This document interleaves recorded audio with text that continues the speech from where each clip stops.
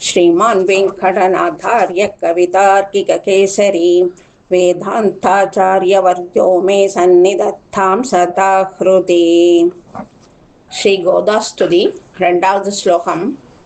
वैदेशिकश्रुतिगिराम् अभिभूयसीनां वर्णेषु मातिमहिमानहिमादृशां ते इत्थं विदन्तमहिमा सहसैव गोदे மௌனத்ருஹோ முகரயந்தி குணாஸ்த்வதீயாக.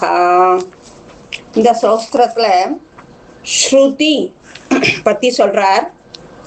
ஸ்ருதி அப்படின்னா வேதம். அம்மா ஆண்டாளே, உன்னை பத்தி நான் சோஸ்திரம் பண்ணணும்னு நினைக்கிறேன். வேதத்தால கூட உன்னோட பெருமையை சொல்லி முடிக்க முடியாது.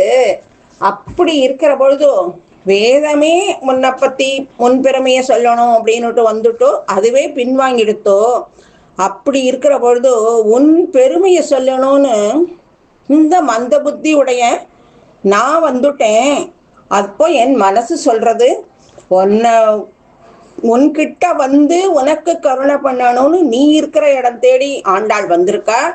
அப்படி நீ உனக்கு சோஸ்திரம் பண்ண வேண்டாம் ஆண்டாள அப்படின்னு மனசு கேட்கறது. புத்தி சொல்றது, இந்த மந்த புத்தியை வச்சுட்டு நீ சொல்ல முடியுமா அவ பெருமைய அப்படின்னு கேட்கறது. ஆனாலும் ஆண்டாள் நமக்காக வன்றோ இங்கு அவதரித்தாள். அப்படி இருக்கிற போது நான் சோஸ்திரம் பண்ணாம இருக்கலாமா அப்படின்னு புத்தியோடைய போராட்டம், மனசு போராட்டத்திலிருந்து விலகி மனம் சொன்னபடி கேட்கிறேன். உன்னுடைய குணத்தை நான் சொல்லணும் அப்படின்னு நினைக்கிறேன். மனசுல என் புத்தியை காட்டிலும் மனசு ஜெயிச்சுடுத்தோ. உன்னுடைய திருமேனி அழகும், நீ புறப்பாடு கண்டு அருள்ற பொழுது உன்னுடைய திருமேனியில இருக்கிற அந்த புஷ்பங்களும் திருவாபரணங்களும் அப்படியே அசைஞ்சு அசைஞ்சு நீ வர அழகும், உன்னுடைய கண்ணிலேருந்து வர கருணா கடாட்சமும், உன்னுடைய மனசுலேருந்து நீ எனக்கு அனுகிரகம் பண்றதும் எனக்கு புரிஞ்சுடுத்தோ. அப்படி இருக்கிறதுனால நான் உன்னை பத்தி சோஸ்திரம் பண்ணலாம் அப்படின்னுட்டு நினைக்கிறேன் அப்படின்னுட்டு மௌனமா இருந்தவர் இப்போ சோஸ்திரம் பண்ண ஆரம்பிக்கிறார்.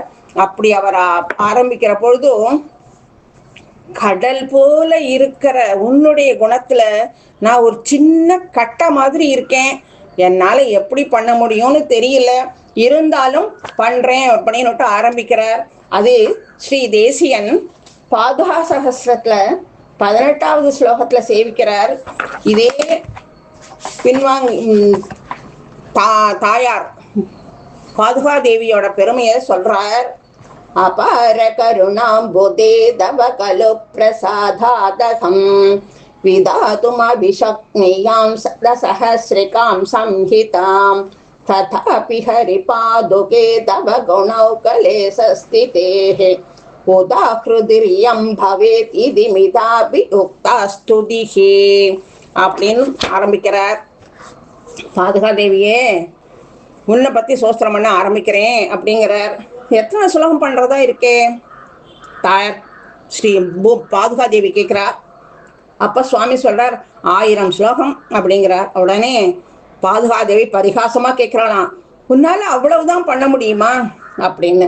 உடனே சுவாமி சொல்றாரா, பாதுகாதேவி, உன்னை பத்தி நான் சொல்லணும் அப்படின்னா அதுக்கு உன்னுடைய கருணை வேணும். அப்படியே அது இருந்தா கூட நான் 1,00,000 ஸ்லோகம் எழுதுவேன். அது கூட என்ன, நீ அனுமதிக்கணும், உன்னுடைய கருணை இருக்கணும். அப்படின்னா இருந்தாலும் எழுதுவேன் அப்படிங்கிறார். உடனே பாதுகாதேவி சொல்றாராம், இல்ல நீ உதாரணத்துக்கு ஒரு 1000 ஸ்லோகம் பண்ணு போரும் அப்படின்னு சொல்றாராம். பாதுகாதேவி சொல்றாளாம். உடனே அடுத்தது எடுக்கிறார் 32வது ஸ்லோகத்துல. நிச்சேஷமம்பரதலம் யதி பத்ரிகா ஸ்யாத் சப்தார்ணவி யதி சமேத்ய மஷீபவித்ரே வக்தா சஹஸ்ரவதன புருஷஸ்வயம் சேத் லிக்கேதரங்கபதி பாதுகையோர் பிரபாவக அப்படிங்கிறார். என்ன சொல்றார் பாதுகாதேவி, உன்னை பத்தி நான் எழுதணும்னு நினைக்கிறேன். ஆனா எப்படி, ஆகாசத்தையே காகிதமா வச்சுண்டு 7 கடல்ல இருக்கிற நீரையும் மையாக வச்சுண்டு 1000 தலை கொண்ட ஆதிசேஷனே வந்தா கூட உன்னுடைய பெருமையை சொல்லி முடிக்க முடியாது.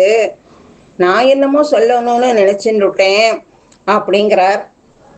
உன்னுடைய பெருமைய சொல்லணும் அப்படின்னா ஏதோ எழுதலாம், அவ்வளவுதான் அப்படின்னு, அது கூட முழுமையா எழுதி முடிக்க முடியாது அப்படின்னு சந்தேகத்தோடையே சொல்றார்.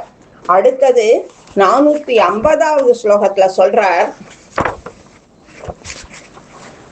ஆதௌ சஹஸ்ரமிதி யத் சஹசா மயோக்தம் துஷ்டூஷதா நிரவதிம் மகிமார்ணவம் தே ஆம்ராடயஸ்யத கிமேத் அமிர்தஷ்யமானா மஞ்சுஸ்வனேன மதுஜின் மணிபாதுகேத்வம் அப்படின்னு 450ல ஆரம்பிக்கிறார். அதுல என்ன சொல்றார் அப்படின்னா, தாயே பாதுகாதேவி, நான் உன் பெருமையை சொல்லணும் அப்படின்னு நினைக்கிறேன். ஆனா ஒரு காலத்துல நான் 1000 ஸ்துதி பாடலாம் அப்படின்னு நினைச்சுட்டேன். ஆனா உன்னுடைய பெருமை எல்லையற்ற கடலா இருக்கு.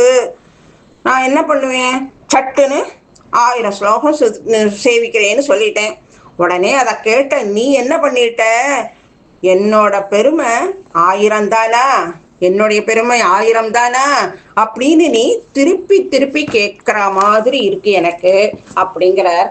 இப்பேற்பட்ட ஆண்டாளே, உன்னுடைய பெருமையை நான் சொல்லணும் அப்படின்னு வந்தேன்னா எங்கேயான சொல்லி முடிக்க முடியுமோ? கட்டாயமா முடியாது. அதனாலதான் இவ்வளவு நாளைக்கு தயங்கி தயங்கி இருந்து இப்போ நான் இந்த ஸ்லோகத்தை மேற்கொண்டு சேவிக்கிறேன். அதுக்கும் உன்னுடைய கருணை எனக்கு வேணும் அப்படிங்கிறார். இப்படி இந்த 2வது ஸ்லோகத்துல கோதாதேவியோட குணங்கள் இவரை துதிக்க துதிக்க மேல மேல துதிக்க சொல்றது. அவருடைய தாயாருடைய குணங்கள் என்ன, அவ புறப்பாடு கண்டருளி அந்த திருவாபரணங்களுடைய அழகும், அந்த அவ சாத்தின் இருக்கிற அந்த புஷ்பங்களும், இந்த தாயாரோட திருமுக மண்டலத்திலேருந்து வர கருணையும், அப்படியே ஸ்ரீ தேசிகனை அமைதியா இருக்காதே, மௌனமா இருக்க வேண்டாம், நீ மேல மேல ஸ்லோகங்களை சாதி அப்படின்னுட்டு தாயார் அனுகிரகம் பண்ற மாதிரி அவருக்கு இருந்தது. அதனால மேற்கொண்டு ஸ்லோகங்களையும் சாதிக்கிறார். அதை மீண்டும் நம்ம அனுபவிக்கலாம். கவிதார்க்கிக சிம்ஹாய கல்யாண குணசாலினே ஸ்ரீமதே வெங்கடேசாய வேதாந்த குரவே நமஹ.